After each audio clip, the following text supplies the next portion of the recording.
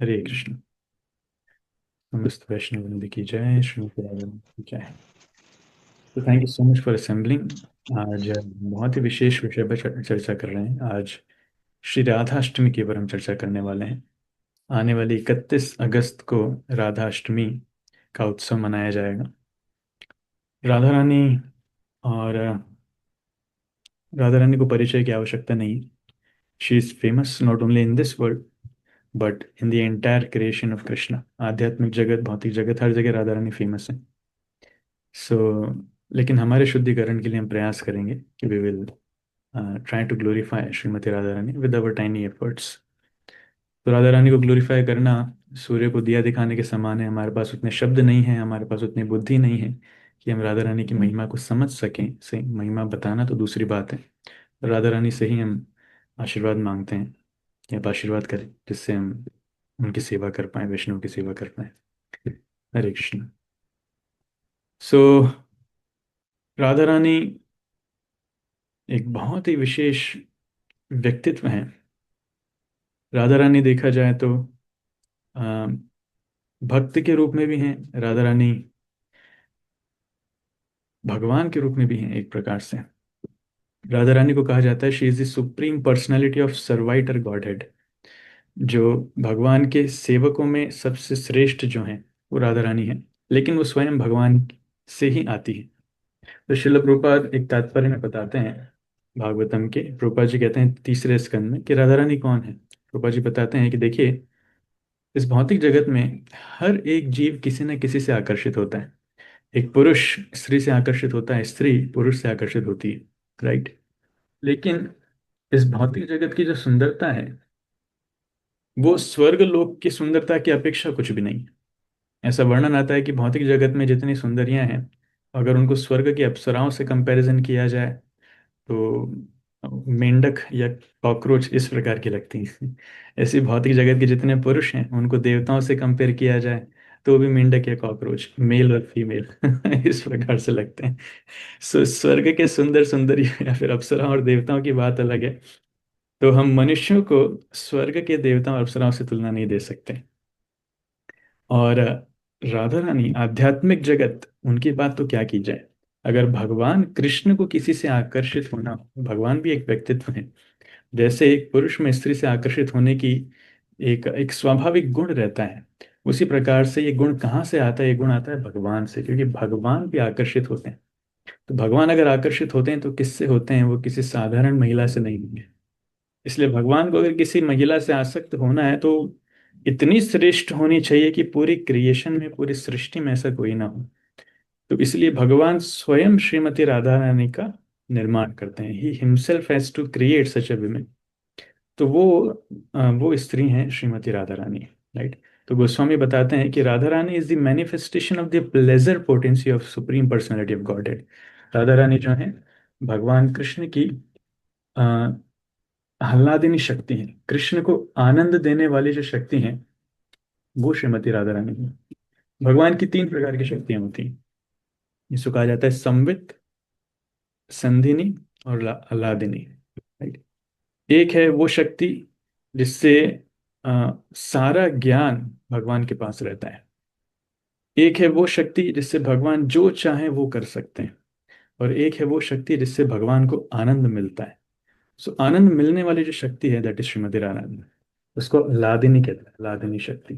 तो भगवान उनको क्रिएट करते हैं और भगवान राधा रानी के साथ बहुत ही ज्यादा आनंदित रहते हैं। जितनी लीलाएं हैं राधा रानी के साथ, भगवान की जितनी लीलाएं हैं वास्तविकता में, उन सारी लीलाओं में से राधा रानी के साथ जितनी लीलाएं सारी श्रेष्ठ मानी जाती हैं। श्रील रूप गोस्वामी उपदेशामृत ग्रंथ में वर्णन करते हैं कि इस पूरे क्रिएशन में जो स्थान है, भौतिक जगत में जो स्थान है, सिर्फ भौतिक जगत नहीं, पूरी क्रिएशन में जो स्थान है उसमें से मथुरा मंडल जो है वो श्रेष्ठ माना जाता है। उस मथुरा मंडल में भी गोवर्धन ज्यादा श्रेष्ठ माना जाता है। उस गोवर्धन में भी राधा कुंड सबसे ज्यादा श्रेष्ठ माना जाता है।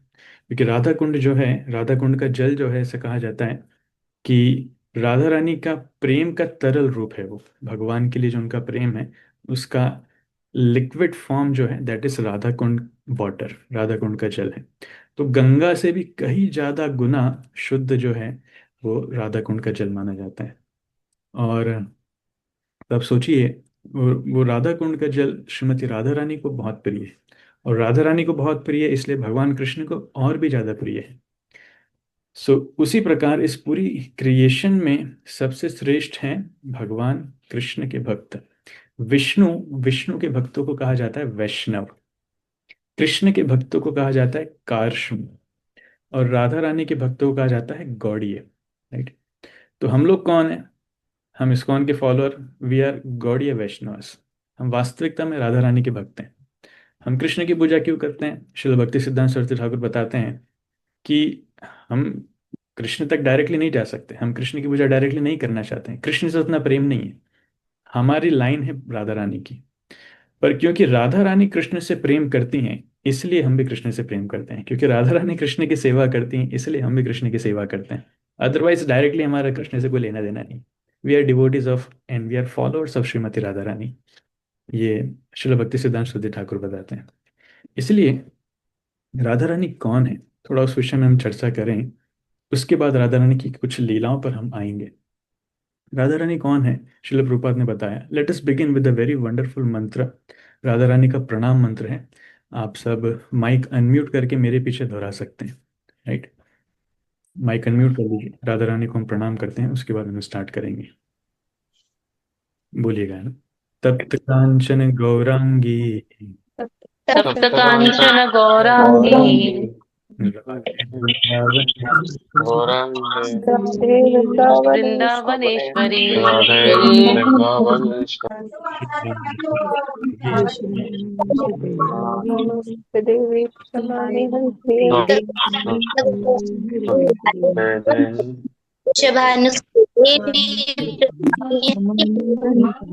Thank you. माइक म्यूट कर सकते हैं। तो तप्त कांचन गौरांगी राधे वृंदावनेश्वरी वृषभानुसुते देवी प्रणमामि हरिप्रिय। राधा रानी का प्रणाम मंत्र है जिसमें वर्णन आ रहा है कि राधा रानी का रूप कैसा है। तप्त कांचन गौरांगी, जो राधा रानी के शरीर का कलर है वो जैसे सुनहरा कलर है, जो पिघला हुआ सोना रहता है, शाइनिंग मोल्टन गोल्ड। पिघला हुआ सोना रहता है, वैसा राधा रानी के शरीर का कलर है। आपको फोटो में भी दिख रहा होगा। गौरांगी, गौरांगी मतलब ब्राइट। और कैसा गौर? तप्त कांचन, तप्त कांचन गौरांगी। और यही कलर चैतन्य महाप्रभु का था, इसलिए गौरांग महाप्रभु उनको कहते हैं। गौरांगी और गौरांग दोनों का सेम कलर है। राधे वृंदावनेश्वरी, तो हे राधे, राधा रानी कौन है? वृंदावन की ईश्वरी है। जो वृंदावन है उसकी मालकिन है, उसकी आराध्य पूज्य देवी है श्रीमती राधा रानी। तो वृंदावन वास्तविकता में राधा रानी की जगह है। वृषभानु सुते देवी, राधा रानी जो वृषभानु राजा की बेटी हैं। प्रणमामि हरि प्रिय, और भगवान हरि को बहुत प्रिय है, सबसे श्रेष्ठ वो प्रिय हैं, इसलिए उनको हम प्रणाम करते हैं। प्रणमामि हरि प्रिय। तो ये राधा रानी का प्रणाम है। तो राधा रानी को समझना किसी के लिए संभव नहीं, राधा और कृष्ण की लीलाओं को समझना किसी के लिए संभव नहीं है। इसलिए आचार्य प्राय राधा राधा रानी के विषय में ज्यादा बात नहीं करते हैं। आप श्रीमद् भागवतम देखेंगे, श्रीमद् भागवतम में सुखदेव गोस्वामी ने राधा रानी का नाम लिया भी नहीं है। लीलाएं तो बहुत दूर की बात है, लीला उन्होंने कहीं बताई है लेकिन राधा रानी का नाम कहीं मेंशन नहीं किया है। राधा रानी सो प्योर, सो सेक्रेड, वो उनको बिल्कुल भी टच नहीं करना चाहती। She is very very secret personality, बहुत ही शुद्ध है वो, हमारी पूजनीय है, आराध्या है। इसलिए सुखदेव गोस्वामी नाम नहीं लेते हैं, इनडायरेक्टली एक श्लोक में नाम लेते हैं, अनया राधितो नूनम। अनया राधितो, जो हमेशा कृष्ण की आराधना में लगी हुई हैं, इस अनया राधितो में राधा छुपा हुआ है। तो वहां से इंडिकेशन मिलता है, सर्वश्रेष्ठ गोपी के विषय में बात करते हैं, अनया राधितो नूनम, जो हमेशा भगवान कृष्ण की आराधना में लगी हुई। That is Shrimati Radha Rani. Right. तो वर्णन आता है राधा रानी की सृष्टि भगवान क्यों करते हैं, कैसे करते हैं। राधा कृष्ण प्रणयर विकृतिर्लादिन शक्तिरस्माद् एकात्मनावपि भुवि पुरदेह भेदौ गतौ तौ चैतन्याख्यम प्रकटम अधुना तद्वयं चैक्यमाप्तम राधा भावद्युति सुवलितम नौमि कृष्ण स्वरूपम। तो Radha, it's just very simple logic.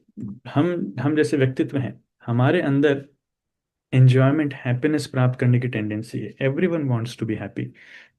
उसी प्रकार से भगवान कृष्ण के अंदर ये टेंडेंसी ट्रिलियंस ऑफ टाइम्स ज्यादा है। Krishna wants to be happy. कोई भी दुखी नहीं होना चाहता। भगवान भी दुखी नहीं होना चाहते, क्योंकि भगवान के अंदर वो टेंडेंसी है, इसलिए जीव के अंदर वो टेंडेंसी आती है। तो भगवान जब आनंद लेना चाहते हैं तो उनको आनंद साधारण लोग नहीं दे सकते। इसलिए Krishna has to expand himself. भगवान को अपने आप को ही विस्तार करना होता है, जो जैसा चाहते हैं उस वे में आनंद देने के लिए। भगवान चाहते हैं कि मेरे सेवक हों, तो भगवान अपने आप को बलराम के रूप में विस्तार कर देते हैं। भगवान चाहते हैं कि कोई मेरे गर्लफ्रेंड या वाइफ के रूप में काम करे, मेरी कॉन्सॉर्ट मेरी शक्ति के रूप में काम करे, तो भगवान राधा रानी के रूप में विस्तार कर देते हैं। तो वास्तविकता में कृष्ण में और राधा में कोई अंतर नहीं है। तो भगवान कृष्ण जो है वो सेवा लेने के लिए हैं और राधा रानी सेवा करने के लिए हैं, लेकिन है दोनों ही भगवान। राधा रानी कोई साधारण जीव नहीं है। इसलिए कभी कभी कुछ भक्त लोग होते हैं, बोलते हैं कि प्रभु जी हम इतनी भक्ति करेंगे, इतनी भक्ति करेंगे कि हम भी श्रीमती राधा रानी की जैसी भक्ति करेंगे। हाँ हाँ, इट्स नॉट पॉसिबल, संभव ही नहीं। श्रीमती राधा रानी की जैसी भक्ति कोई नहीं कर सकता। हम उनके चरणों की धूल भी बन जाएं तो भी बहुत बड़ी बात है। उनके चरणों की धूल में स्थित जो वैष्णव हैं, उनके चरणों की धूल बन जाए तो भी बहुत बड़ी बात है। ऐसा वर्णन आता है। एक बहुत सुंदर गीत है जिसमें कहते हैं, राधा कृपा कटाक्ष अष्टकम। राधा रानी की कृपा का कटाक्ष भी, मतलब थोड़ी आंखें टेढ़ी करके जब देखते हैं तो ऐसा थोड़ी सी झलक भी राधा रानी को किसी की मिल जाए, that person becomes the most fortunate, most blessed. तो जितने भक्त लोग हैं, राधा रानी की कृपा का एक कटाक्ष प्राप्त करने के लिए प्रयास कर रहे हैं। Radha Rani is so pure, so secret. So भगवान एक कृष्ण अपने आप को दो रूपों में विभाजित करते हैं, ऐसा वर्णन है। One Krishna expands himself into two forms. Krishna अलग होते हैं, राधा रानी वहां प्रकट होती है। क्यों? क्योंकि कृष्ण राधा के साथ आनंद लेना चाहते हैं। इसलिए वर्णन आता है, राधा कृष्ण एकात्मा दुई देह धरी, अन्योन्य विलास रस आस्वादन करी, सई दुई एके बे चैतन्य गोसाई, रसास्वादित दोई होइला एक ठाई। तो राधा कृष्ण एक आत्मा, राधा और कृष्ण एक आत्मा है, लेकिन दो ही देहधारी, दो शरीर उन्होंने स्वीकार किए। इज वन पर्सन, लेकिन दो शरीर उन्होंने स्वीकार किए। क्यों? अन्योन्य विलास रस आस्वादन करी, एक दूसरे के साथ में वो आनंद लेना चाहते हैं, रस आस्वादन करना चाहते हैं। तो देखिए, here is a very deep concept, बहुत ही डीप कॉन्सेप्ट। भगवान को भी अगर आनंद चाहिए तो अकेले भगवान भी आनंद नहीं ले सकते, जबकि भगवान स्वयं आत्मा राम है। आत्मा रामश्य मुनयो, भगवान को अलग से आनंद लेने की मतलब भगवान इज सेल्फ सेटिस्फाइड, उनके अंदर कोई हैंकरिंग नहीं है। लेकिन फिर भी भगवान जब आनंद लेना चाहते हैं तो कोई और साथ में चाहिए, अकेले आनंद नहीं ले पा रहे हैं।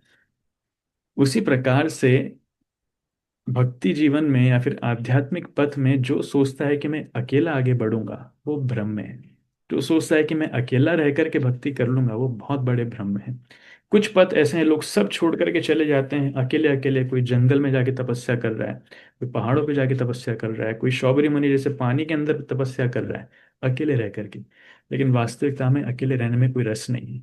इसलिए देखते हैं कि हजारों सालों की तपस्या के बाद ये लोग फिर इनके अंदर भौतिक विकार आ जाते हैं और बाहर आकर के भौतिक संपर्क में लग जाते हैं। लेकिन इस कलयुग में भी, इतने भीषण कलयुग में भी, शहरों में रहते हुए, विदेशों में रहते हुए भक्त लोग भक्ति कर रहे हैं। क्यों? भक्तों की शक्ति के कारण। हमारे साथ बहुत सारे भक्त हैं आपस में, इसीलिए हम भक्ति कर पा रहे हैं। तो भक्ति करने का सबसे बड़ा सीक्रेट है भक्तों की शक्ति। हमें भक्तों के साथ रहना है, कैसी भी स्थिति हो। श्रील जीव गोस्वामी कहते हैं, भक्तों की संगति से हमें भगवान कृष्ण का प्रेम प्राप्त होगा। तो जब तक प्रेम प्राप्त नहीं हो जाए तब तक भक्त संगति छोड़ने का विचार भी मन में नहीं आना चाहिए।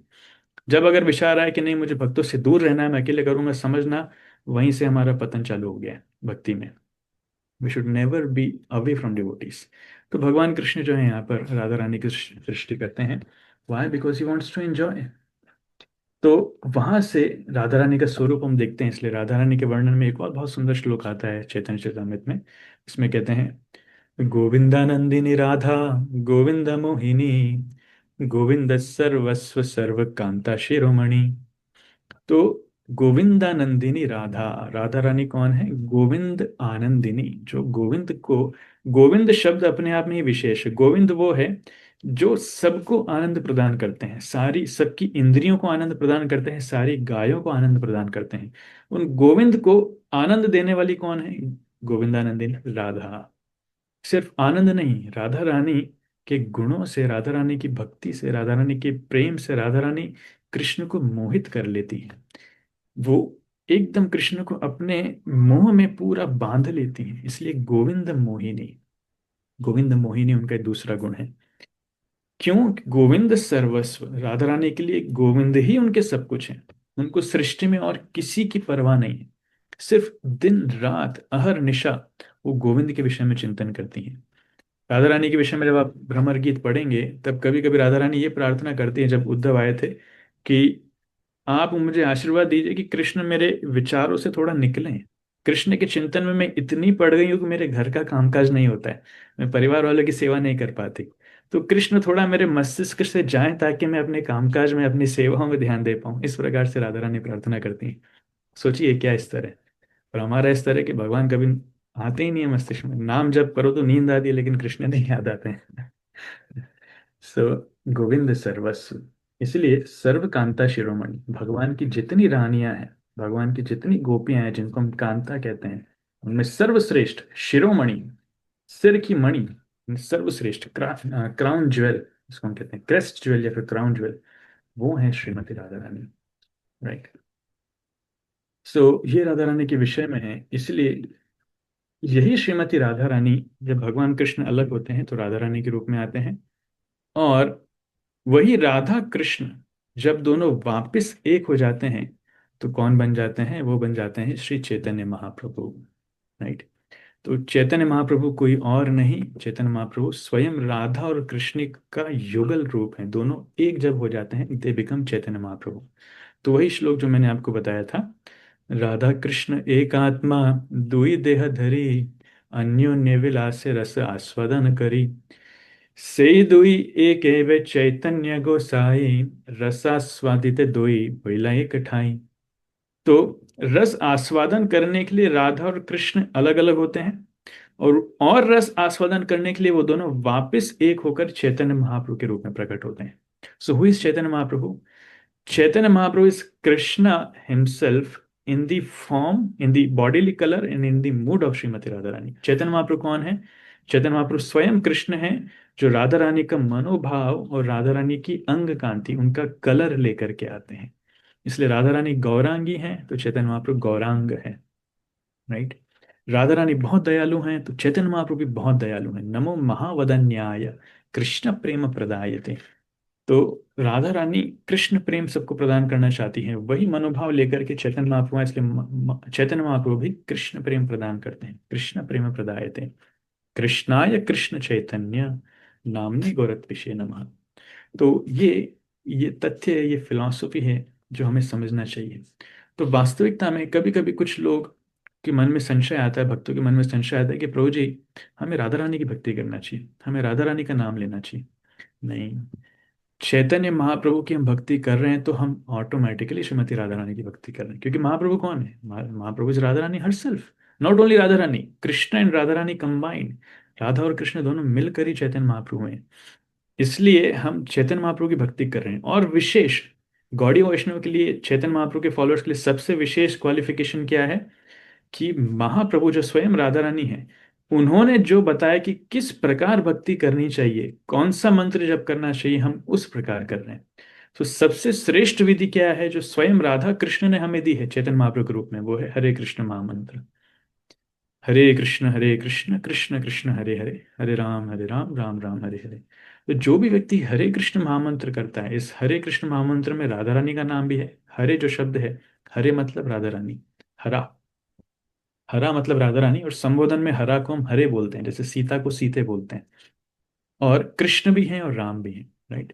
तो हरे कृष्ण महामंत्र में कृष्ण और राम, सॉरी, राधा और कृष्ण दोनों हैं, तो अलग से हमें और कुछ मंत्र की आवश्यकता नहीं। हरे कृष्ण मंत्र इज मोस्ट सफिशिएंट, और सबसे ज्यादा बेस्ट इसलिए है क्योंकि स्वयं चैतन्य महाप्रभु ने दिया है।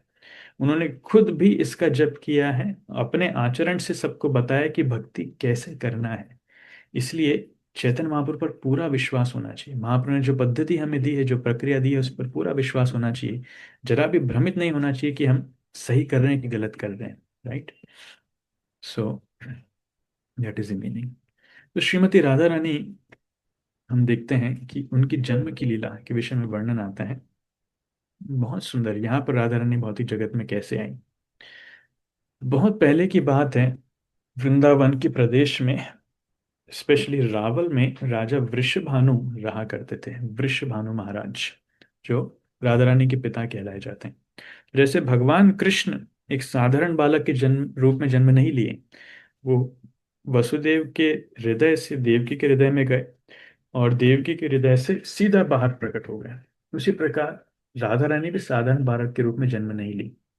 राधा रानी के विषय में वर्णन आता है, और इनके माता पिता के विषय में पहले वर्णन आता है कि वृषभानु राजा और उनकी पत्नी कीर्तिदा सुंदरी दोनों बहुत ही सरल और साधु प्रवृत्ति के महान भक्त थे। उनका स्वभाव बड़ा सरल था। भक्ति जीवन में स्वभाव सरल होना जरूरी है। दोनों बहुत ही अच्छे भक्त थे, सरल थे, और रावल नाम के एक छोटे से गांव में रहते थे। यद्यपि वृषभानु वहां के राजा थे, बहुत धनी थे, लेकिन दुख की बात यह थी कि उनके पास कोई संतान नहीं थी। He didn't have any child. कोई भी संतान उनके पास नहीं थी। इसके कारण वो काफी दुखी थे। कई वर्ष बीत चुके थे शादी को, लेकिन काफी दुखी थे। देखिए, दुख अलग अलग प्रकार से होता है। देवकी और वसुदेव के जीवन में दुख क्या था?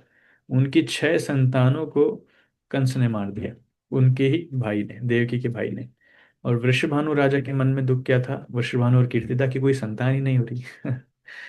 सो दोनों के माता पिता इतने दुखी हैं। So we should never think हम भक्ति करेंगे तो सब कुछ बढ़िया रहेगा। हमें जो आनंद मिलेगा वो दिव्य आनंद है, लेकिन भौतिक जगत में अगर जो कर्मों के अनुसार मिलना है वो तो होगा ही होगा।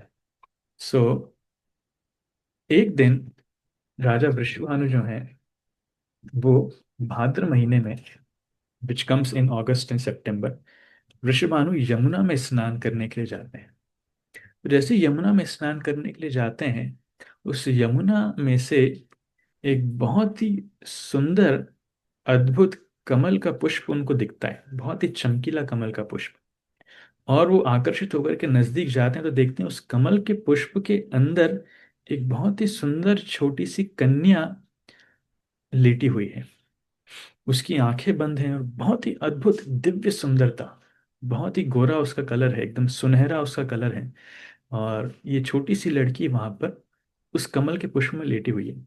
अभी वृषभानु राजा आश्चर्यचकित हैं कि ये क्या हुआ। कभी तो ऐसे किसी बच्चे को देखा नहीं कि कमल के पुष्प से कोई नदी से तैर करके आ रहा है। कुंती महारानी ने जरूर कर्ण को जो है एक टोकरी में डालकर नदी में बहाया था, जिससे बाद में वो किसी और ने उनको ले लिया था। टोकरी पानी में तैरती है, लेकिन कमल के पुष्प में कैसे कोई आता है? ऐसा कैसे संभव है? लेकिन राधा रानी कमल के पुष्प में आती हैं। वास्तविकता में देखिए, कमल कमल इस भौतिक सृष्टि में सबसे श्रेष्ठ भगवान की क्रिएशन है, जिसके द्वारा हम भगवान को या फिर राधा रानी को तुलना दे सकते हैं। कृष्ण के लिए वर्णन आता है, कुंती महारानी प्रार्थना करती हैं, नमो पंकज नाभाय, नमो पंकज मालिने, नमस्ते पंकज नेत्राय, नमो पंकज नेत्राय, नमस्ते पंकजांग्रये। तो भगवान कृष्ण के एक एक अंग को कुंती महारानी पंकज यानी कमल से तुलना देती। नमो पंकज नाभाय, जिनके नाभि से कमल निकलता है।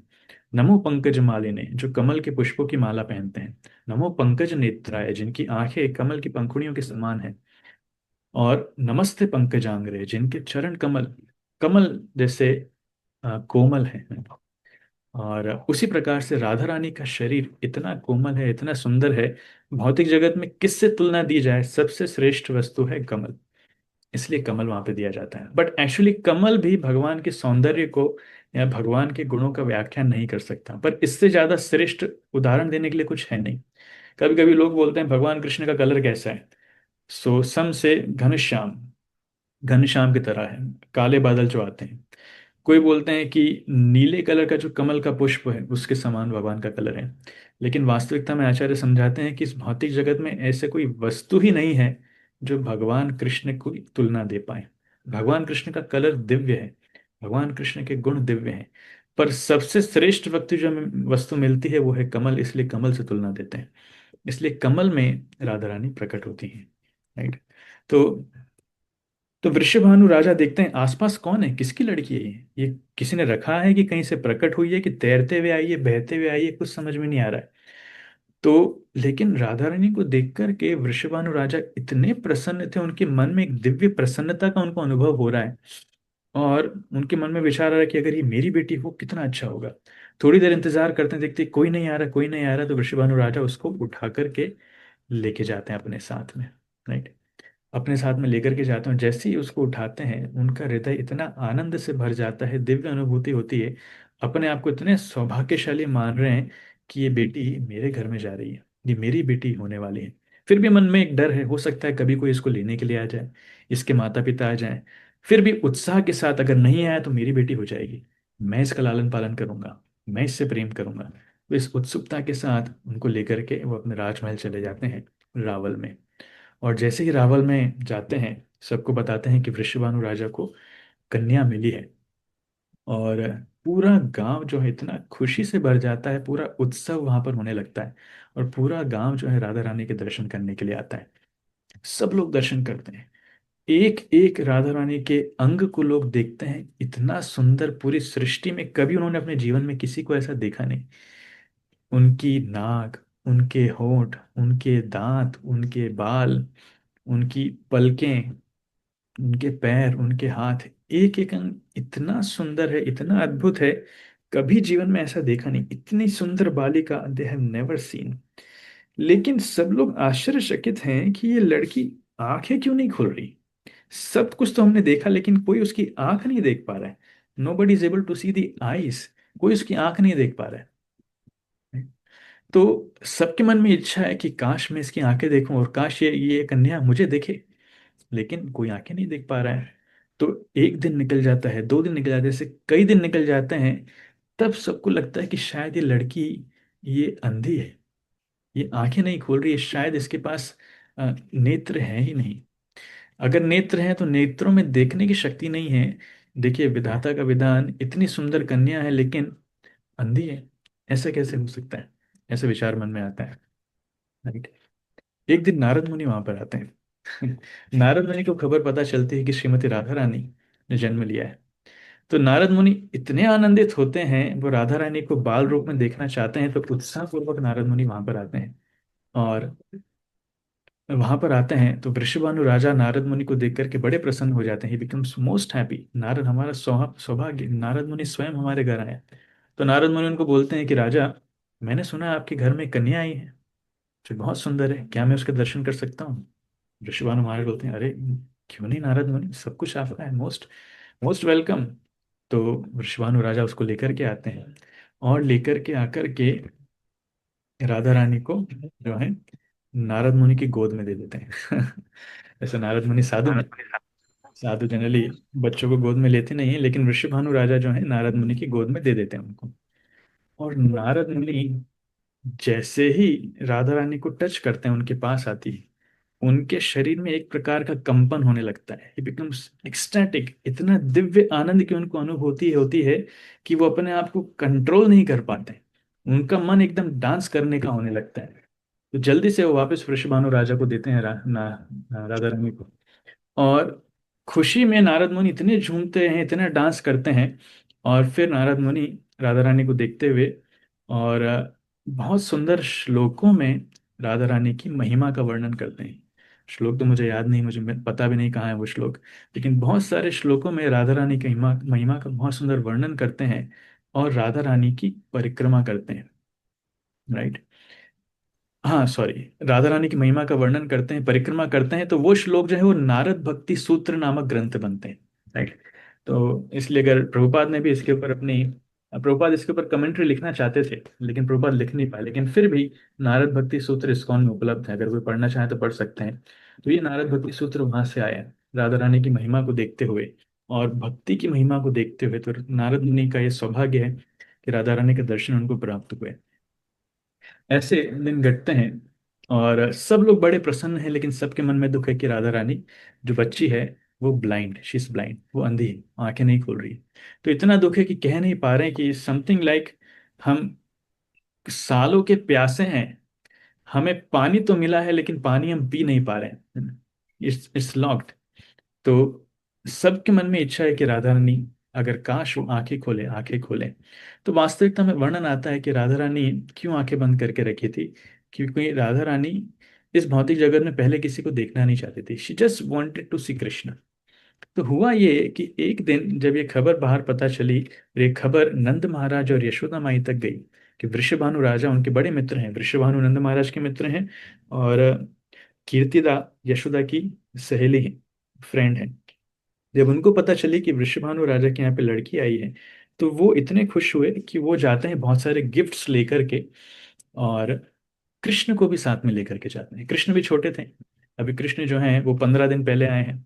तो ऐसे कहते हैं कि वास्तविकता में कृष्ण पहले क्यों आए, because Krishna wanted to celebrate Radhashtami more gorgeously. तो जन्माष्टमी से ज्यादा उत्सव राधाष्टमी का मनाना चाहते थे, इसलिए Krishna came before, 15 days before, 15 दिन पहले आ गए। तो उनको लेकर के आते हैं। तो अ, नंद महाराज जो वृषभानु राजा से मिलते हैं, बहुत अच्छी बातें करते हैं, और यशोदा जो है वो कीर्तिदा माता से मिलती है, और बातें चलती हैं, और बच्ची का वर्णन आता है, बहुत सुंदर वर्णन करते हैं, ही बिकम्स वेरी हैप्पी। लेकिन नंद अपने वृषभानु राजा दुख प्रकट करते हैं कि वो लड़की आंखें नहीं खोल रही, शायद अंधी है, बड़े दुखी होते हैं। सो दे से ओके लेट अस सी, चलो हम चल के देखते हैं। और वो देखने जाते हैं। यशोदा के हाथ में नन्हे कृष्ण हैं, राधा रानी बिस्तर पर हैं, और देखने जाते हैं। और नंद और यशोदा देख करके इतने प्रसन्न होते हैं, इतने प्रसन्न होते हैं जिसकी तुलना नहीं। इतनी अद्भुत बालिका, वास्तव में कृष्ण की सुंदरता को मैच करने वाला अभी कोई मिला है तो कृष्ण अपने आप में इतने सुंदर हैं कि उनके सामने और कोई मैच ही नहीं कर पा रहा। तो अभी ये बालिका मिली है, और ये बालिका को देखते ही उनके मन में दिव्य अनुभूति होती है। और माँ यशोदा के मन में विचार भी आया था, अगर काश ये मेरे कृष्ण की बहू बन जाए तो। लेकिन ये आंखें नहीं खोल रही है, क्या होगा पता नहीं। तो यशोदा क्या करती हैं, वो कृष्ण को राधा के पास में रख देती है, राधा के पास में बिठा देती हैं, और कृष्ण जाकर के राधा रानी को टच करते हैं। तो जैसे ही राधा रानी को कृष्ण टच करते हैं, इमीडिएटली राधा रानी जो है अपनी आंखें खोलती हैं और सबसे पहले कृष्ण को देखती है। So this was the reason क्यों राधा रानी ने अपनी आंखें बंद करके रखी थी, क्योंकि सबसे पहले कृष्ण के दर्शन करना चाहती और किसी के दर्शन नहीं करना चाहती। तो शी वॉज वेटिंग, वो इंतजार कर रही थी कब कृष्ण आएंगे और मैं उनके दर्शन करूंगी। उनको भौतिक जगत में और किसी से लेना देना ही नहीं है। कहाँ वृषभानु राजा, कहाँ कीर्तिदा मैया, कहाँ नंद बाबा, कहाँ यशोदा, कहाँ इतने सारे रावल के लोग और वृंदावन के लोग, सब साइड में। Krishna is the most loving personality जिनके लिए वो इंतजार कर रही थी। जैसे ही कृष्ण राधा रानी को छूते हैं, राधा रानी समझ जाती है यहाँ पर कृष्ण आ चुके हैं, और कृष्ण माँ वो कृष्ण को देखने के लिए अपनी आंखें खोलती है। और जैसी आंखें खोलती है, सब लोग देखते हैं, सब इतने खुश होते हैं, अरे चमत्कार, अद्भुत, आंखें खोल दी, इसने आंखें खोल दी, राधा ने आंखें खोल दी। People become so happy. और पहली बार राधा रानी की आंखों के सौंदर्य के दर्शन करते हैं। उनकी आंखें इतनी सुंदर हैं, अगेन कमल पुष्पों से तुलना दी जाती है, कमल पुष्प के बराबर इतनी सुंदर है, इतनी गहरी आंखें हैं, और नीले कलर की आंखें हैं, ऐसा वर्णन आता है। सो कृष्ण को देख करके राधा रानी जो है मुस्कुराने लगती हैं, और राधा की मुस्कुराहट को देखकर, राधा को देखकर कृष्ण मुस्कुराने लगते हैं। सो ये वर्णन आता है। और ऐसा एक और वर्णन आता है कहीं किसी दूसरे शास्त्र में, कि वहां पे एकदम से जो है समय रुक जाता है, और राधा और कृष्ण अपने बड़े युगल रूप में आ जाते हैं और वहां पर रासलीला करते हैं। ऐसा भी वर्णन आता है, their first meeting they perform Raslila dance. Raslila का नृत्य करते हैं, दोनों एकदम बड़े बड़े हो जाते हैं, और पूरी रात भर वो नृत्य करते हैं, और बाद में वापस छोटे हो जाते हैं। लेकिन बाकी किसी को समझ में नहीं आता ये लीला। ये टाइम के उस फ्रेम में होती है which is beyond anyone's comprehension, किसी के समझ के परे है। तो ये राधा कृष्ण का ये पहला मीटिंग है जिसका वर्णन आता है। और ऐसे राधा रानी अ, रावल में रहती थी। रावल से फिर राधा रानी जो है थोड़े समय बाद बरसाना में शिफ्ट हो जाती हैं। वृषभानु राजा बरसाना चले जाते हैं, और ललिता देवी और विशाखा देवी हमेशा राधा रानी के साथ में थी। बाल्य लीला से, बचपन से ही राधा रानी के साथ में थी। इसलिए आप देखेंगे राधा अष्टमी के 2 दिन पहले ललिता षष्ठी आती है। तो 2 दिन पहले ही ललिता देवी का अपीयरेंस डे आता है, और 2 दिन बाद राधा अष्टमी आती है, राइट। तो 31st को अगर राधा अष्टमी है, तो 29th अगस्त को ललिता षष्ठी होनी चाहिए। सो ललिता देवी और विशाखा देवी हमेशा अपनी नित्य स्वामिनी, नित्य ईश्वरी, वृंदावन ईश्वरी राधा रानी की सेवा में हमेशा रहती हैं। तो बचपन इन सब सहेलियों के साथ में गुजरता है और बहुत सारी अद्भुत अद्भुत लीलाएं करती हैं। अगर राधा रानी के विषय में बात करना चाहें तो 7-10 दिन की हम सेमिनार दे सकते हैं, पर उतना समय नहीं है। लेकिन कुछ सिलेक्टेड पास टाइम्स, तो ऐसे लीला करते करते एक दूसरे के और पूरे रावल को अपने घरों से, अपने चरण चिन्हों से, जैसे कृष्ण के चरणों में 19 चिन्ह होते हैं, ऐसे राधा रानी के चरणों में 16 चिन्ह होते हैं। जिससे पता चलता है कि राधा रानी कोई साधारण व्यक्तित्व नहीं है, वो स्वयं भगवान है, सेविका, कृष्ण की प्रिया है, राइट। सो राधा रानी जब छोटी ही होती हैं तो उस छोटी अवस्था में एक दिन उनके यहाँ पर बरसाना में दुर्वासा मुनि आते हैं। और दुर्वासा मुनि को सब जानते हैं कि ये जो साधु है, ये साधु बड़ा क्रोधित होने वाला साधु है, बड़ी जल्दी गुस्सा होता है।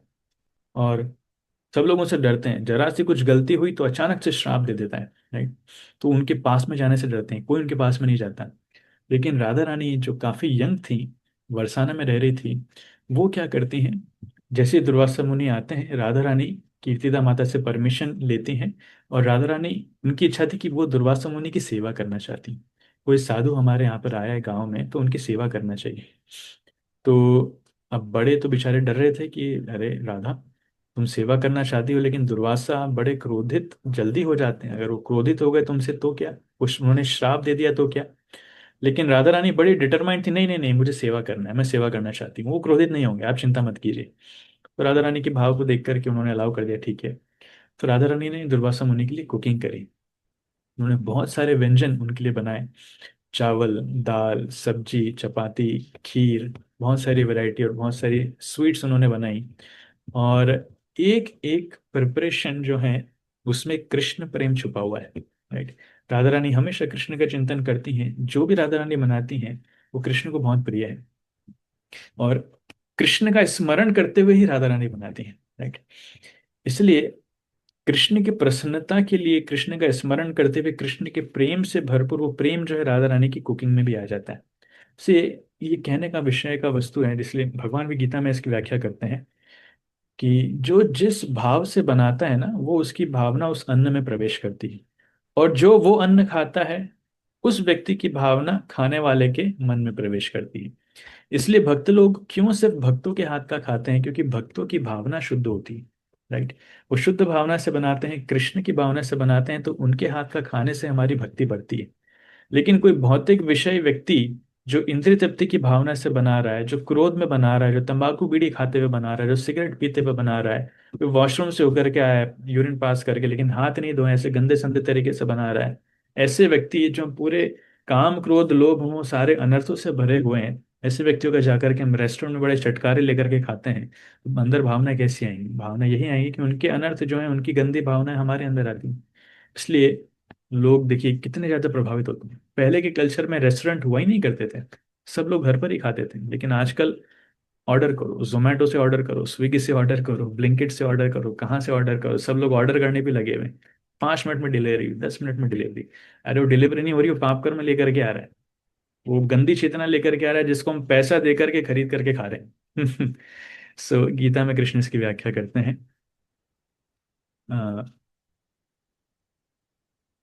यज्ञशिष्टा सिनसन्तु मुच्यन्ते सर्व किल विषय भुंजते ते त्वघं पापा ये पच्यन्त्यात्म कारणात्। तो जो भगवान को अर्पित किया हुआ भोजन स्वीकार करता है वो व्यक्ति मुक्त होता है। लेकिन जो खुद के लिए पकाता है वो वास्तविकता में पाप खाता है, ऐसा कृष्ण गीता में बोलते हैं। तो जो भी अपना स्मरण करते हुए खुद के लिए पकाता है, वास्तविकता में पाप खा रहा है। तो हम रेस्टोरेंट पे जाते हैं या फिर स्विगी जोमेटो से ऑर्डर करते हैं, हम क्या ऑर्डर कर रहे हैं? हम खाना नहीं ऑर्डर कर रहे हैं, हम पाप ऑर्डर कर रहे हैं, और उसके लिए पैसा भी दे रहे हैं कि आओ मुझे पाप दे करके जाओ। इसलिए पाप से मुक्त होना चाहते हैं तो अच्छी शुद्ध चेतना से भोग बनाकर कृष्ण को, राधा कृष्ण को अर्पित करना चाहिए, उसको प्रसाद के रूप में खाना चाहिए। जब हमारी चेतना अच्छी होगी, उसी चेतना से बाकी भक्त लोग भी स्वीकार करेंगे। भक्तों को बहुत सावधान होना चाहिए कि हम बाहर का नहीं खाएं। विशेषकर गृहस्थ लोग जब शादी पार्टी में जाते हैं ना, तो सिर्फ समाज को खुश करने के लिए बाहर का मत खाइए, डोंट ईट, ये भक्ति के लिए बहुत खतरनाक है, राइट। अगर कुछ खाना ही है तो आप दूध या फ्रूट्स या जूसेस इस प्रकार की कुछ चीजें ले सकते हैं विच आर नेचुरल, जो प्रकृति से आती हैं। लेकिन किसी का पकाया हुआ मत खाइए, पकाया हुआ खाने से चेतना बहुत दूषित होती है। सो राधा रानी दुर्वासा मुनि के लिए बनाती हैं, और ये सब कुछ लेकर के दुर्वासा मुनि के पास जाती हैं, और दुर्वासा मुनि को बड़े प्रेम से खिलाती हैं। और जैसे ही दुर्वासा मुनि पहला कौर चखते हैं, उनको इतनी दिव्य सेटिस्फेक्शन का अनुभव होता है, उनको दिव्य संतुष्टि होती है, आनंद मिलता है जिसकी तुलना नहीं। उनको लगता है कि मैं खाना नहीं खा रहा हूँ, मैं अमृत पी रहा हूँ, ये साक्षात अमृत है। राइट। और वो अमृत उनके हृदय में प्रवेश करता है, वो अमृत जो स्वयं कृष्ण के प्रेम से युक्त है। वो विचार करते हैं कि हे बच्ची, हे बालिका, मैंने अपने जीवन में कभी ऐसा खाना नहीं खाया। और दुर्वासा मुनि इतने खुश होते हैं कि वो सारा भोजन खा लेते हैं, और उसके बाद बोलते हैं कि ये साक्षात अमृत के समान है, ये मुझे जीवन प्रदान कर रहा है, सिर्फ जीवन नहीं, ये मुझे आनंद प्रदान कर रहा है, मैं पूरी तरीके से संतुष्ट हूँ। और दुर्वासा मुनि राधा रानी को आशीर्वाद देते हैं कि मैं तुम्हें आशीर्वाद दे रहा हूँ कि जो भी तुम्हारे हाथ का पकाया हुआ भोजन खाएगा, उसकी आयु बहुत लंबी होगी, वो दीर्घायु होगा, वो स्वस्थ होगा, और वो खुशी से भरपूर होगा। तुम्हारा तुम्हारा जो कुकिंग है, तुम्हारा जो रंधना है, वो हमेशा सबसे श्रेष्ठ रहेगा, सबसे ज्यादा पवित्र रहेगा। इसलिए मंदिरों में कई बार आप जाते हैं ना, तो रसोई को लिखते हैं राधा रानी की रसोई। रसोई की इंचार्ज कौन है? श्रीमती राधा रानी। लेकिन ये दुर्भाग्य की बात है कि आजकल की लड़कियां वो रसोई सीखना नहीं चाहती। वो कंप्यूटर्स में ज़्यादा ध्यान लगाती हैं, मोबाइल चलाने में ध्यान लगाती हैं, एप्लीकेशन चलाने में ध्यान लगाती हैं, but they don't want to learn to how to cook. ये ठीक नहीं है। जितनी माताएं हैं, सबको कुकिंग आनी चाहिए, एवरीवन। भले अभी तक सीखा हो नहीं सीखा हो बात अलग है, लेकिन अब पता चल गया है, so we should start learning. मतलब मैं तो कई बार हैरान हो जाता हूँ कि लड़कियां 20 25 30 साल की हो जाती है, लेकिन उनको चपाती रोल करते भी नहीं आता है। हाउ टू रोल दी चपातीस। लेकिन जोमेटो पे ऑर्डर तो, अरे प्रभु, 10 सेकंड में ऑर्डर मिल जाएगा, क्या क्या चाहिए आपको, जोमेटो पे ऑर्डर फटाफट हो जाएगा। लेकिन चपाती बनाते नहीं आता है। सब्जी दो, सबसे पहली चीज सीखते तो चाय बनाना सीखते, तो चाय बनाना आता है, चाय आता है, कॉफी आता है। इससे ज्यादा कुछ नहीं, ज्यादा से ज्यादा पोहा बना लेते हैं थोड़ी, इससे ज्यादा और कुछ नहीं आता है। उल्लू बनाना जरूर आता है, कि कभी कोई पूछेगा क्या आता है तो उल्लू बना देंगे, बहुत कुछ आता है, but so it's not good, we should learn how to cook. Actually cooking is a science. और ऐसा कहते हैं कि इफ यू विन, अगर आप किसी का फेवर जीतना चाहते हैं, किसी को खुश करना चाहते हैं, सो हृदय का रास्ता जो है जिह्वा से होकर के जाता है। इसलिए अगर आप कुकिंग में एक्सपर्ट हैं तो आप किसी को भी खुश कर सकते हैं, that is the art. So all the girls, all the women should know how to cook. So इस प्रकार से राधा रानी को आशीर्वाद देते हैं। तो ये खबर जो है, ये खबर पूरे बरसाना में, पूरे वृंदावन में हर जगह फैल जाती है कि राधा रानी को इस प्रकार से दुर्वासा मुनि ने आशीर्वाद दिया है। तो सबसे पहले घंटी किसकी बजती है? सबसे पहले घंटी बजती है यशोदा की, कृष्ण को लेकर। अच्छा, दीर्घायु होगा, स्वस्थ होगा, खुश होगा, तो मेरे कृष्ण के लिए होना चाहिए। तो मैं राधा को रिक्वेस्ट करूंगी, राधा रानी आकर के कृष्ण के लिए कुकिंग करें। तो यशोदा जाती है राधा रानी के पास, और राधा रानी से रिक्वेस्ट करती है कि तुम आओ, मेरे कृष्ण के लिए बनाओगी। कीर्तिदा से भी जाकर के बोल देती हैं। तो राधा रानी, हाँ हाँ, क्यों नहीं, वो तो वेट ही कर रही थी इस अपॉर्चुनिटी के लिए, कब जाकर ये कृष्ण से मिलने का मौका मिले। यहाँ पे स्वयं यशोदा माता आकर के बोल रही कि रोजाना और रोजाना कृष्ण के लिए कुकिंग करो। तो राधा बिकम्स वेरी हैप्पी, बहुत खुश हो जाती है राधा रानी। और राधा रानी जो है, बहुत प्रेम से भगवान कृष्ण के लिए कुकिंग करना स्टार्ट करती हैं। देखिए, बहुत कोमल है राधा रानी, बहुत सुंदर है, लेकिन ये परवाह नहीं कर रही कि मैं कुकिंग करूंगी तो मेरे हाथ जल जाएंगे या फिर कुछ गलती हो गई। No, she is so happy. उनको अपनी सौंदर्य के ऊपर कोई अहंकार नहीं है, कोई मेकअप, कोई लिपस्टिक वगैरह ऐसा कुछ नहीं लगा रही, लेकिन she is more eager to serve Krishna. वो कृष्ण की कुकिंग के लिए, कृष्ण को खुश करने के लिए, सब कुछ करने के लिए तैयार है। तो रोजाना श्रीमती राधा रानी जाती हैं और कृष्ण के लिए कुकिंग करती हैं, और कृष्ण बहुत प्रेम से राधा रानी के हाथ का बनाया हुआ खाते हैं। वास्तविकता में कृष्ण राधा रानी के हाथ का बनाया हुआ ही खाते हैं। और सोचिए, राधा रानी का प्रेम, ऐसा वर्णन आता है कि राधा रानी की कुकिंग और उसमें जो प्रेम है, उसकी तुलना अगर हमारे प्रेम से हम करें, भगवान क्यों हमारे हाथ का खाएंगे? हम में ऐसा कौन सा गुण है, ऐसी कौन सी भक्ति, ऐसा कौन सा प्रेम है कि कृष्ण हमारे हाथ का खाने आएंगे? राइट। और हमारे खाने की ऐसी कौन सी गुणवत्ता है कि कृष्ण हमारे हाथ का खाने की? राधा रानी जो बनाती हैं वो कई दूसरा रिपीट नहीं होता है, एक बार जो चीज बना दी शी डजंट रिपीट्स इट, हमेशा नया नया बनाती हैं। इसलिए हम लोग जो भगवान की सेवा करते हैं वाकई में वो नगण्य है, वो तुच्छ है। It's not worthy of offering to Krishna, Krishna को अर्पित करने योग्य नहीं है। सिर्फ एक ही चीज उसमें श्रेष्ठ है, वो है प्रेम। किसी ना किसी प्रकार से अगर हम प्रेम से कृष्ण को खिलाएंगे तो कृष्ण जरूर खाएंगे। बाकी आइटम्स की लिस्ट लेकर के जाएंगे, कृष्ण मैंने 56 भोग बनाया है, वो 56 भोग तो कृष्ण दुशासन के महल का छोड़ करके विदुर के घर में केले के छिलके खाने चले गए थे। राइट। तो प्रेम से केले के छिलके खिलाएंगे तो प्रेम वो खाएंगे। इसलिए भगवान बोलते भी हैं, पत्रम पुष्पम फलम तोयम यो मे भक्त्या प्रयच्छति तदहम भक्ति उपहृतम अश्नामि प्रयतात्मनः। अरे कुकिंग छोड़ो, प्रेम से अगर आप एक पत्ता भी दोगे, एक फूल भी दोगे, एक फल भी दोगे और थोड़ा जल भी दोगे तो मैं वो भी स्वीकार करूंगा। कुकिंग तो बहुत दूर की बात है। इसलिए भगवान को वास्तविकता में कुछ नहीं चाहिए। भगवान भूखे नहीं है, भगवान को प्रेम चाहिए। अगर हम जो सेवा कर रहे हैं उसमें प्रेम नहीं है तो कोई गारंटी नहीं कि भगवान उसको स्वीकार करेंगे। लेकिन अगर प्रेम है तो भले ही उसमें कितने दोष क्यों ना हो, भगवान वो सब कुछ स्वीकार कर लेंगे। कृष्ण भावग्राही, भावग्राही जनार्दन है, ये समझना चाहिए। कृष्ण जो है राधा रानी के हाथ से बनाया हुआ खाते हैं। और राधा रानी को बहुत आनंद मिलता है कृष्ण की सेवा करके, और कृष्ण को भी बहुत आनंद मिलता है राधा रानी के हाथ का खा करके। और ये लीला जो है काफी लंबी चलती है, प्राय बीच में राधा रानी की शादी भी हो जाती है अभिमन्यु से। और शादी के बाद भी राधा रानी जो है वो कृष्ण के लिए कुकिंग करती है। लेकिन एक दिन क्या होता है कि राधा रानी की जो सास है जिसका नाम है जटिला, वो और राधा रानी की ननंद जिसका नाम है कुटिला, जटिला और कुटिला, जटिला के बेटे थे अभिमन्यु जिसके साथ राधा रानी की शादी हुई थी। तो उनको ये बात अखरती है कि हमारी बहू किसी और के घर में जाके खाना बनाएगी। कृष्ण कौन है भाई? ठीक है, अभी तक बनाया अच्छी बात है, लेकिन ये ठीक नहीं है। हमारे घर की नई नवेली बहू है, किसी और के घर में खाना क्यों बनाएगी जा करके? तो जटिला जो है कुटिला से बातचीत करते कि कुटिला तुम्हें क्या लगता है? कुटिला कहती है, हाँ बिल्कुल माँ, सही बोल रहे हो आप, ऐसा थोड़ी होता है। हमारी बहू क्यों जाएगी? हमारे घर की लक्ष्मी है, वो क्यों दूसरे के घर जाएंगी? तो ये मर्यादा के विरुद्ध है। लोग बातें बनाएंगे, लोग क्या सोचेंगे कि देखो ये शादी इससे हुई है और जाकर के खाना उसके लिए बनाती है, ये काम वाली बाई थोड़ी है, ऐसा क्यों करेगी? तो दोनों जो हैं उनको लगता है कि नहीं, हमें राधा रानी को नहीं भेजना है। तो वो मना कर देते हैं, और ये यशोदा को प्रस्ताव भी दे देते हैं कि एक काम करो, राधा रानी आपके घर में नहीं आएगी। अगर कृष्ण को खाना ही है तो हम ऐसा करते हैं कि राधा रानी हमारे घर में ही बनाएगी और यहाँ से टिफिन पैक करके हम कृष्ण के लिए दे दें। पहले टिफिन सर्विस कृष्ण के लिए स्टार्ट हुई थी। टिफिन पैक करके हम कृष्ण के लिए दे देंगे और वो टिफिन का खाना जो है कृष्ण खाएंगे, लेकिन राधा रानी आपके घर पे आकर के खाना नहीं बनाएंगी। तो अब यशोदा को अच्छा तो नहीं लगा, लेकिन फिर भी उन्होंने मान लिया, ठीक है अब क्या करें, उसकी शादी हो गई लड़की की, तो मान लेते हैं। लेकिन ऐसे एक दिन निकल जाता है, 2 दिन निकल जाते हैं, कृष्ण को राधा रानी के दर्शन नहीं हो रहे हैं और राधा भी कृष्ण को देख नहीं पा रही। तो दोनों विरह में बहुत दुखी होते हैं, एक दूसरे के विरह में बहुत दुखी होते हैं। और एक दिन क्या होता है कि इतने दुख में राधा रानी जो है वो बेहोश हो जाती है, कृष्ण के चिंतन में, कि कृष्ण से मिल नहीं पा रही, राधा रानी बेहोश हो जाती है। और ललिता विशाखा साथ में होने लगती है।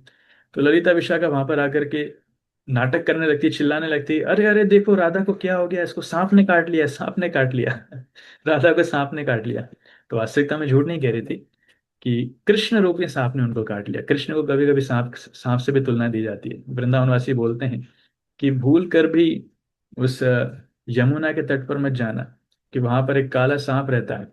वृंदावन की जो गोपियां हैं, श्रेष्ठ बड़ी गोपियां, वो बोलती हैं अपनी बहुओं को, भूल कर भी कभी वृंदावन के यमुना के तट पे मत जाना, क्योंकि वहां पे एक काला सांप रहता है, अगर वो तुमको डसेगा तो पूरे जीवन भर पागल हो जाओगे, फिर तुम और कुछ कर नहीं पाओगे। तो कौन है वो? कृष्ण है। एक बार कृष्ण ने तुम्हें देख लिया, तुमने कृष्ण को देख लिया, तो बस जीवन खत्म। सो सब घबरा जाते हैं, सब दौड़ करके आ जाते हैं, राधा रानी बेहोश पड़ी है, सांप ने काट लिया, सांप ने, निशान तो कहीं दिख नहीं रहा है। अरे नहीं नहीं, हमने सांप को देखा है, निशान क्या देख रहे हो, सांप ने काट लिया उसको। तो चलो क्या करें क्या करें, वैद्य को बुलाओ, वैद्य को बुलाओ। सब वैद्य को बुलाने के लिए बातचीत करते हैं। इतने में राधा रानी बीच में बोलती है, कोई महिला वैद्य को बुलाना, पुरुष को मत बुलाना, क्योंकि मैं पुरुष को नहीं देखना चाहती। अच्छा ठीक है ठीक है, वापस बेहोश हो जाती है। महिला वैद्य को ढूंढो, महिला वैद्य का अचानक से पौर्णमासी वहां प्रकट हो जाती है। तो पूर्णमासी कहती है, देखो गर्ग मुनि की एक पुत्री है विंध्याचली, विंध्यावली। वो विंध्यावली वो अच्छी वैद्य है, पर वो जटिला बोलती है, विंध्यावली की तो पिछले साल ही शादी हो गई, वो तो काशी चली गई है, अभी यहाँ पे थोड़ी है। नहीं नहीं, अरे अभी आई है, 2 दिन पहले वापस आ चुकी है, यहीं पे विंध्यावली। अच्छा ऐसा है क्या, ठीक है उसको बुलाओ। तो विंध्यावली को बुलाया जाता है। वास्तविकता में विंध्यावली कौन थे? ये स्वयं कृष्ण थे। कृष्ण राधा रानी से मिलने के लिए एक स्त्री का रूप धारण करके आते हैं, राइट। उस वैद्य का रूप, विंध्यावली नाम की एक महिला का रूप धारण करके आते हैं।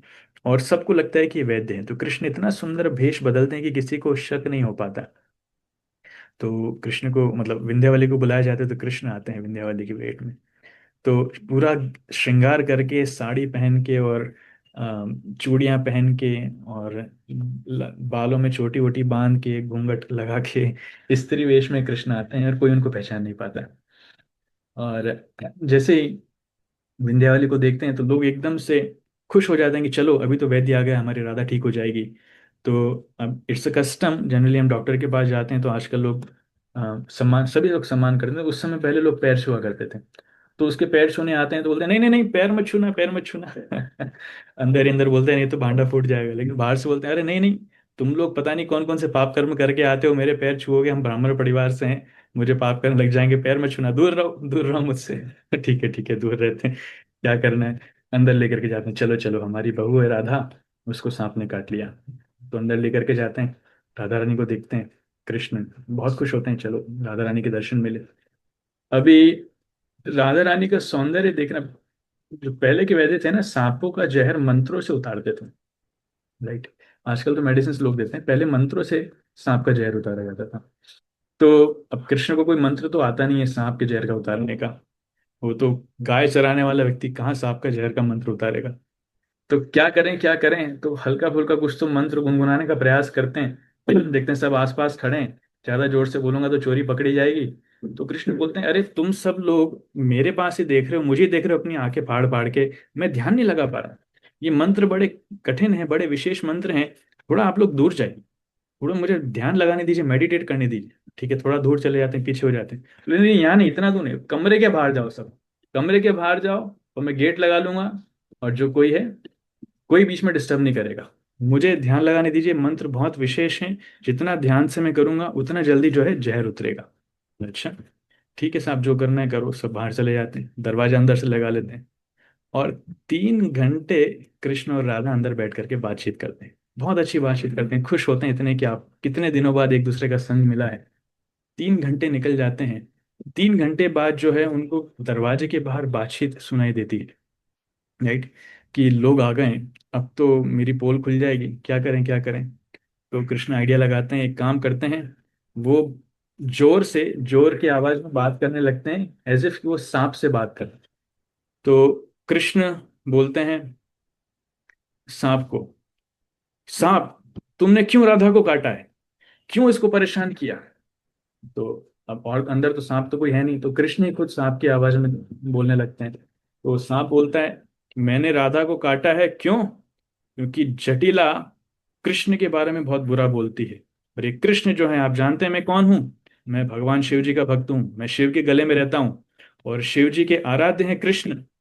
वो हमेशा उनकी पूजा करते हैं। कृष्ण जब छोटे थे तो शिव जी उनके दर्शन करने के लिए आए थे। और तो भगवान कृष्ण, भगवान शिव को हमारे कृष्ण बड़े प्रसन्न प्रिय हैं।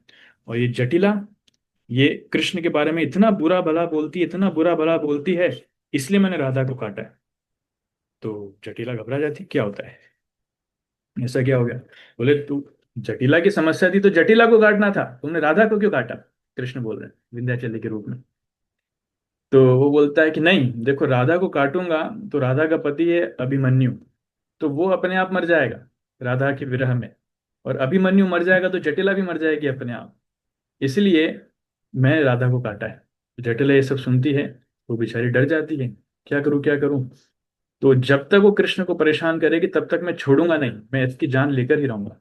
तो पीछे से जटिला चिल्लाने लग जाती, नहीं नहीं नहीं नहीं, मैं शपथ खाती हूँ, मैं कभी कृष्ण के बारे में बुरा नहीं बोलूंगी, मैं कभी इसको मना नहीं करूंगी, मैं सौगंध खाती हूँ, मैं अपने बच्चे की सौगंध खा रही हूँ, अपने परिवार की, मैं अपने सब कुछ बोल डालती है, नहीं कभी इसको परेशान नहीं करूंगी। तो फिर कृष्ण साहब का वापस अनुभव करते हैं, बोलते हैं देखो, ये राधा रोजाना कृष्ण के लिए भोजन बनाने जाती थी, और जटिला ने उसको रोक दिया, मैं तभी उसको छोड़ूंगा जब जटिला उसको वापस जाने के लिए देगी। जटिला गेट के बाहर से बोलती, हाँ हाँ हाँ ठीक है जाए जाए, आज से ही जाए, मुझे कोई दिक्कत नहीं है, बस आप इसको छोड़ो। आज से ही जाना चालू करे, कृष्ण के लिए बनाना चालू करे। प्रतिदिन मैं हर रोज राधा रानी को भेजूंगी। तो ऐसा बोल करके सांप बोलता है, ठीक है ठीक है ठीक है, मैं इसको छोड़ करके जा रहा हूँ। तो ऐसा करके कृष्ण नाटक बंद करते हैं और अचानक से दरवाजा खोल देते हैं। तो सब लोग देखते हैं कि राधा रानी एकदम ठीक है, बिस्तर पर बैठी हैं, सब इतने खुश हो जाते हैं। जा करके धन्यवाद देते हैं, धन्यवाद देने के लिए फिर कृष्ण के पास आते हैं, छूने का प्रयास करते हैं। कृष्ण बोलते हैं, "ए, दूर रहो दूर रहो दूर रहो, मुझे मत छूना, तुम सब पापी लोग हो, मैं ब्राह्मण परिवार से हूँ।" तो ऐसा करके दूर भगाते हैं और कृष्ण वहां से चुपचाप निकल जाते हैं। सो ऐसी मधुर लीलाएं हैं जो भगवान कृष्ण और राधा रानी करते हैं आपस में। Is one of those pass time.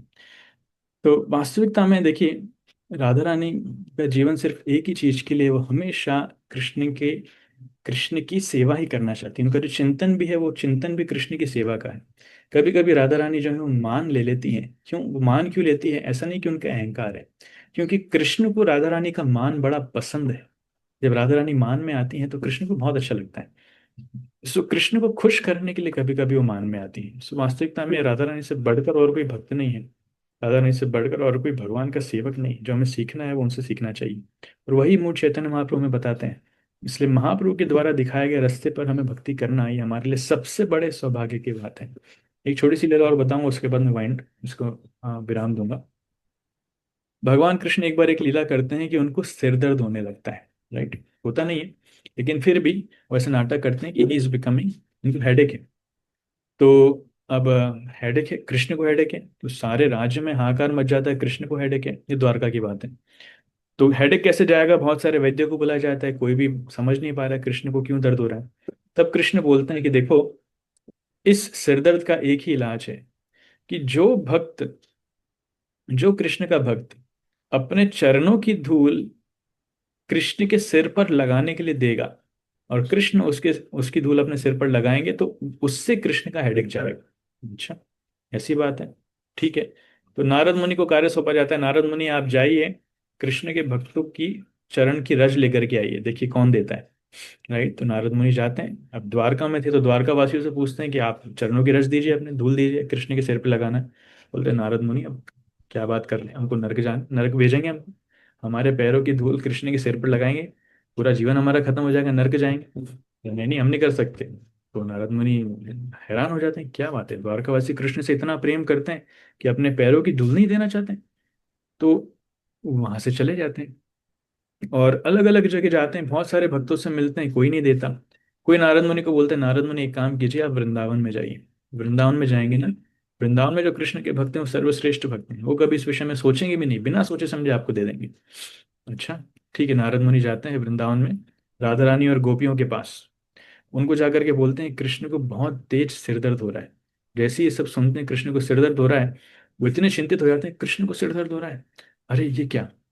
तो कृष्ण का दुख वो सहन नहीं कर पाते हैं, भले खुद कितने ही कष्ट में क्यों ना हो कृष्ण के विरह में, लेकिन कृष्ण का दुख सहन नहीं कर पाते हैं। बोले क्या करना पड़ेगा? वो डॉक्टर कह रहा है कि आपके पैरों की धूल आप दीजिए, वो कृष्ण के सिर पे लगाएंगे तो कृष्ण का सिर दर्द ठीक हो जाएगा।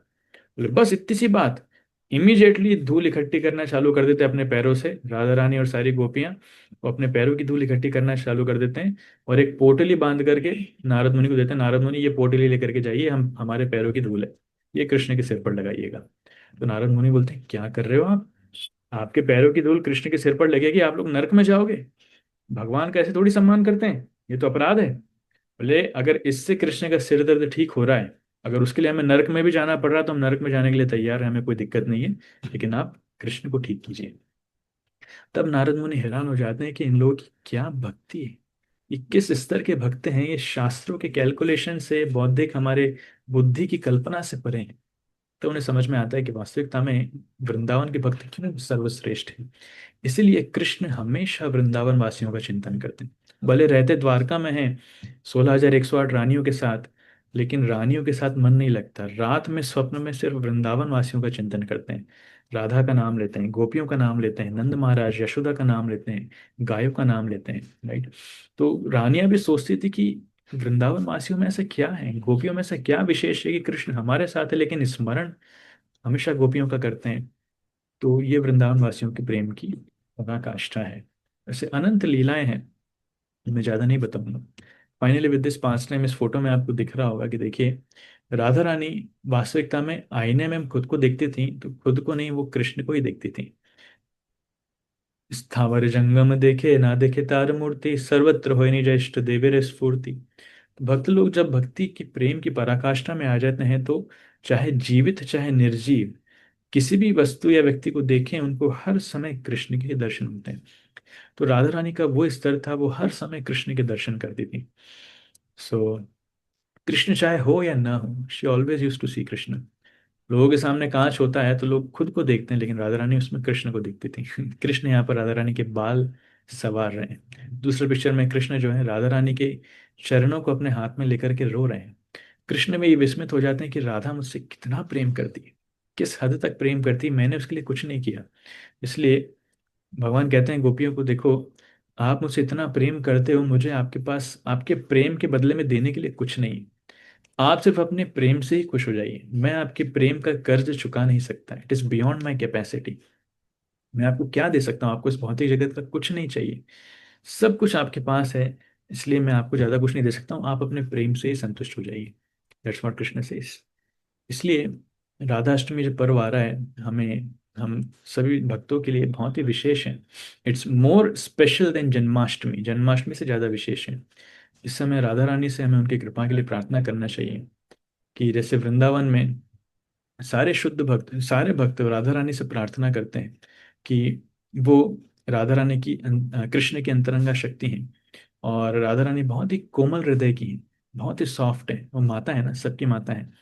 इसलिए राधा रानी से जब हम प्रार्थना करेंगे कि वो हमें कृपा करें जिससे हम कृष्ण की भक्ति करने के योग्य बने, उनकी सेवा करने के योग्य बने, तो कृष्ण के लिए वो हमको रिकमेंड करेंगे, हमें खुद योग्य बनेंगे।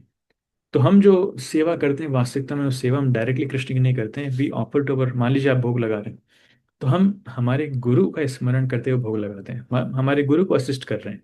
हमारे गुरु उनके गुरु को असिस्ट करते हैं, उनके गुरु उनको गुरु को असिस्ट करते हैं। ऐसे गुरु परंपरा में होते हुए वो भोग जो है राधा रानी के पास जाता है। फिर राधा रानी कृष्ण को अर्पित करती हैं कि हे कृष्ण, देखो ये भोग जो है, ये पृथ्वी पर जो इतने सुंदर भक्त लोग हैं, जो मध्य प्रदेश में अलग अलग भागों में आपकी सेवा कर रहे हैं, उन्होंने ये भोग आपके लिए बनाया है, बहुत अच्छा भोग है, आप इसको ग्रहण कीजिए। भले ही कृष्ण जानते हैं इतना अच्छा भोग नहीं, लेकिन जब राधा रानी बोलती है तो कृष्ण मना नहीं कर पाते। So we render our services through via medium of Radha Rani, right. इसलिए हमें राधा रानी से प्रार्थना करना चाहिए कि हमारी सेवा में जो भी अपराध हो उनके लिए क्षमा कीजिए और हमें योग्य बनाइए, जिससे हम उनकी और उनके आराध्य कृष्ण की सेवा कर सकें, हमारे गुरु की सेवा कर सकें। हरे कृष्ण कृष्ण कृष्ण हरे हरे, हरे राम राम राम हरे हरे। जय श्रीमती राधा रानी की जय। श्री राधाष्टमी महामहोत्सव की जय। गौर प्रेमानंद। हरि बोल। Any questions, questions comments?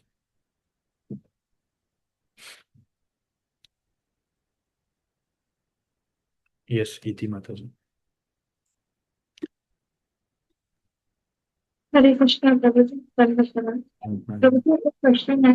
जैसे यशोदा मैया है और नंद बाबा है, वो आध्यात्मिक जगत में भगवान श्री कृष्ण के हमेशा माता पिता है, ऐसा बताया।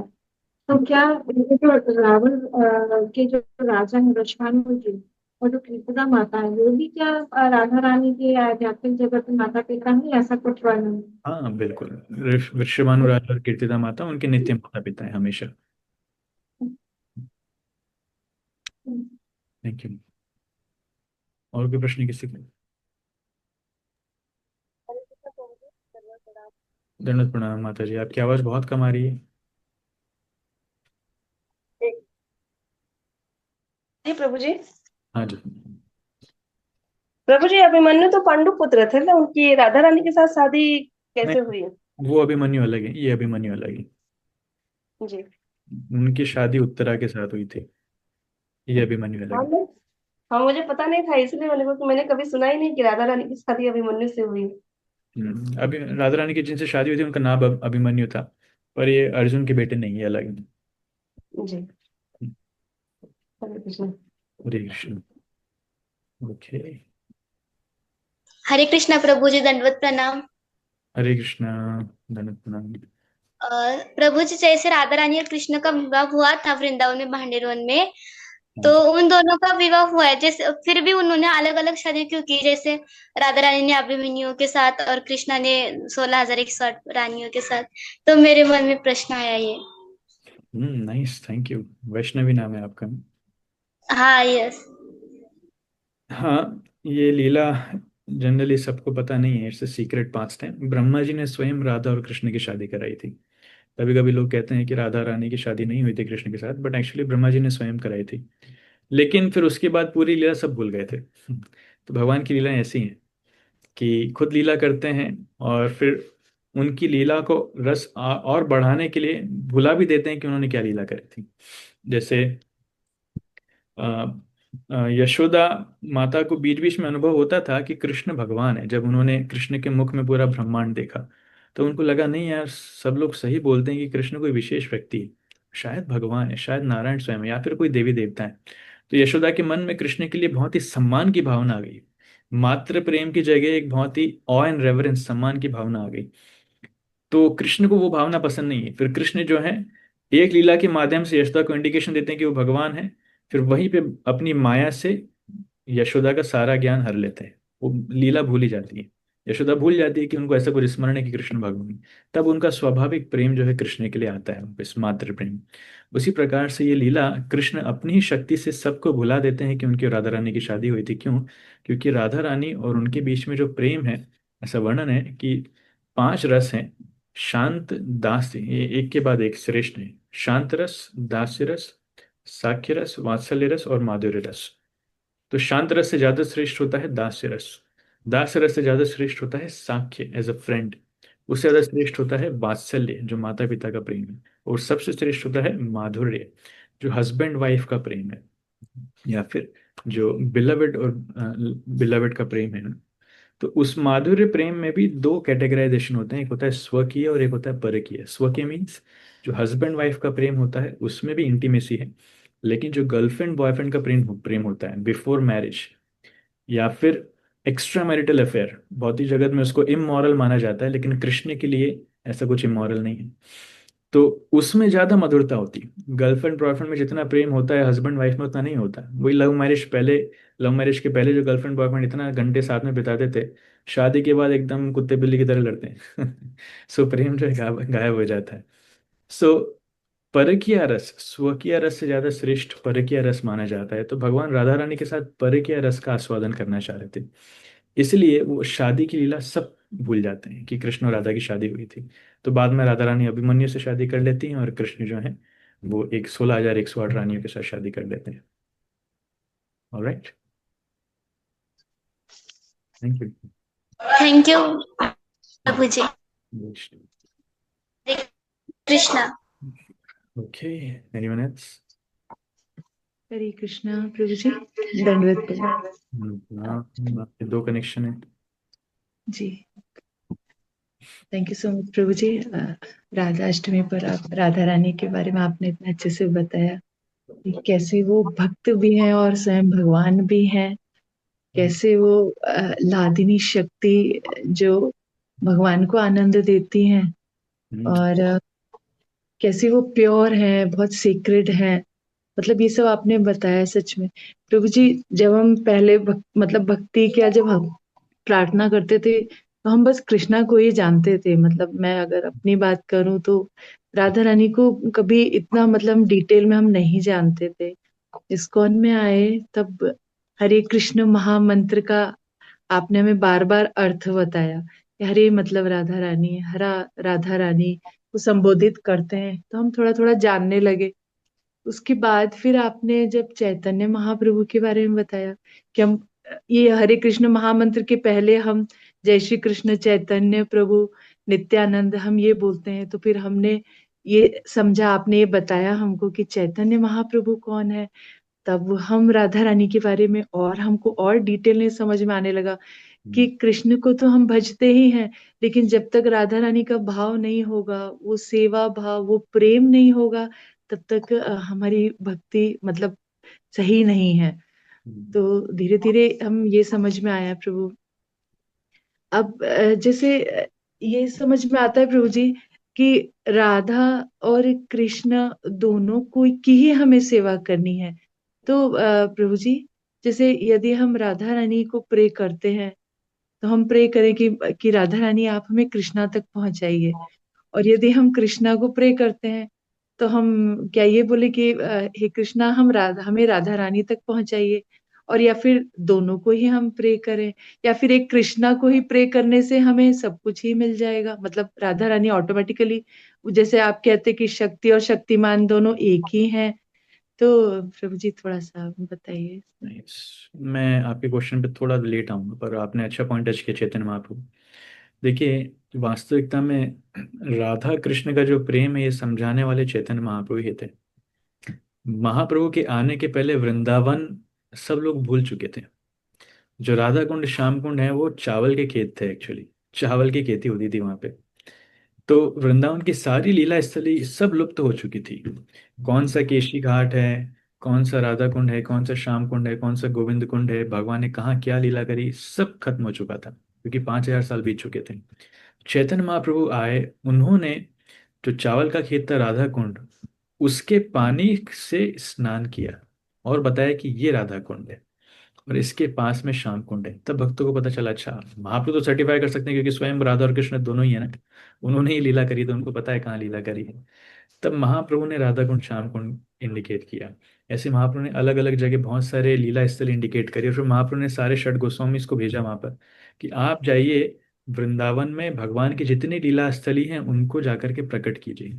तो महाप्रभु की शक्ति से रूप सनातन और सारे गोस्वामी के हृदय में भगवान की लीलाएं प्रकट होती थी, उनको पता चलता था कहाँ भगवान ने क्या लीला करी है। इस प्रकार से राधा कृष्ण का प्रेम जो है हम सब तक पहुंचा है। उनकी लीला, ये वृंदावन का जो रूप हम आज देखते हैं, ये सिर्फ और सिर्फ चैतन्य महाप्रभु की कृपा है। अदरवाइज महाप्रभु अगर नहीं होते तो वृंदावन हमको सिर्फ जंगल दिखता या फिर खेत खलियान ही उसमें होता, हम कभी नहीं समझ पाते कहाँ क्या है। एक वृंदावन में गोवर्धन और एक यमुना, बस ये दो चीजें जरूर दिखती। तो जितने लोग वृंदावन में रह रहे हैं सब के सब चैतन्य महाप्रभु षड गोस्वामी के ऋणी हैं, राइट। इसलिए वही महाप्रभु में सिखा रहे हैं भक्ति कैसे करना है। इसलिए इस पॉइंट पर बिल्कुल भी डाउट नहीं होना चाहिए कि हरे कृष्ण मंत्र से श्रेष्ठ और कुछ है, या फिर महाप्रभु के द्वारा दिखाई गई भक्ति से श्रेष्ठ और कुछ है, या फिर इस्कॉन जो बता रहे उससे श्रेष्ठ और कुछ है। कभी भी डाउट नहीं होना चाहिए। Now second question, what should be pray, हमें क्या प्रार्थना करना चाहिए। डायरेक्टली भगवान के लिए हम प्रार्थना कर सकते हैं कि हे राधे हमें भगवान कृष्ण से मिलाइए, या फिर हे कृष्ण राधा रानी से मिलाइए। लेकिन श्रील प्रभुपाद जी बताते हैं the best prayer is by chanting Hare Krishna, कि आप हमें आपकी सेवा में युक्त कीजिए। Please give us your service, engage in your service. हम दोनों की राधा कृष्ण की सेवा करना चाहते हैं। एक आचार्य तो ये भी बताते हैं कि अगर कृष्ण अकेले खड़े हैं तो मैं उनसे मिलने नहीं जाऊंगा। कृष्ण बड़े चतुर हैं, पता नहीं क्या लीला कर देंगे, धोखा दे देंगे, मेरे साथ क्या करेंगे पता नहीं, लेकिन राधा कृष्ण दोनों साथ में खड़े हैं, तब मैं जरूर जाऊंगा। राधा के साथ कृष्ण को हम प्रेडिक्ट कर सकते हैं कि कुछ गड़बड़ नहीं होगी, अकेले कृष्ण तो पता नहीं क्या कर देंगे। So therefore we should always aspire to serve them. हमारी इच्छा ये भी नहीं है कि हम उनके दर्शन करना चाहते हैं। चैतन्य महाप्रभु में ये सिखाते हैं ना, आश्लश्वा पादरताम विनष्टुमाम अदर्शनाम मर्म हताम करोतु वा यथा तथा भविदधातु लंपटो मत प्राणनाथस्तु स एव नापरः। महाप्रभु बता रहे हैं कि क्या प्रार्थना है।